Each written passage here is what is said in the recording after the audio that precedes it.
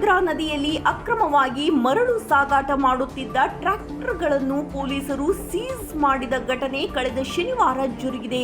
ಗದಗ ಜಿಲ್ಲೆಯ ಮುಂಡರಗಿ ಪಟ್ಟಣದ ಪೊಲೀಸರು ಭರ್ಜರಿ ಕಾರ್ಯಾಚರಣೆ ನಡೆಸುವ ಮೂಲಕ ಅಕ್ರಮ ಮರಳು ದಂಧೆಕೋರರ ಟ್ರ್ಯಾಕ್ಟರ್ಗಳನ್ನು ವಶಕ್ಕೆ ಪಡೆದುಕೊಂಡಿದ್ದಾರೆ. ಮುಂಡರಗಿ ತಾಲೂಕಿನ ಗಂಗಾಪುರ, ಕೊರ್ಲಹಳ್ಳಿ ಹಾಗೂ ಸಿಂಗ್ಟಾಲೂರ ಗ್ರಾಮದ ಬಳಿ ತುಂಗಭದ್ರಾ ನದಿಯಲ್ಲಿ ಅಕ್ರಮವಾಗಿ ಮರಳು ದಂಧೆ ನಡೆಸುತ್ತಿರುವ ಬಗ್ಗೆ ಖಚಿತ ಮಾಹಿತಿಯ ಮೇರೆಗೆ ಪೊಲೀಸರು ಈ ದಾಳಿಯನ್ನು ನಡೆಸಿದ್ದಾರೆ. ಮುಂಡರಗಿ ಪೊಲೀಸ್ ಠಾಣೆಯ ಪಿಎಸ್ಐ ಚೆನ್ನಯ್ಯ ದೇವೂರು ನೇತೃತ್ವದ ಸಿಬ್ಬಂದಿಗಳ ತಂಡ ಈ ದಾಳಿಯನ್ನು ನಡೆಸಿದ್ದು, ಈ ಸಂದರ್ಭದಲ್ಲಿ 5 ಟ್ರ್ಯಾಕ್ಟರ್ಗಳನ್ನು ಸೀಸ್ ಮಾಡಿದ್ದಾರೆ ಎಂದು ಮಾಹಿತಿ ಲಭ್ಯವಾಗಿದೆ.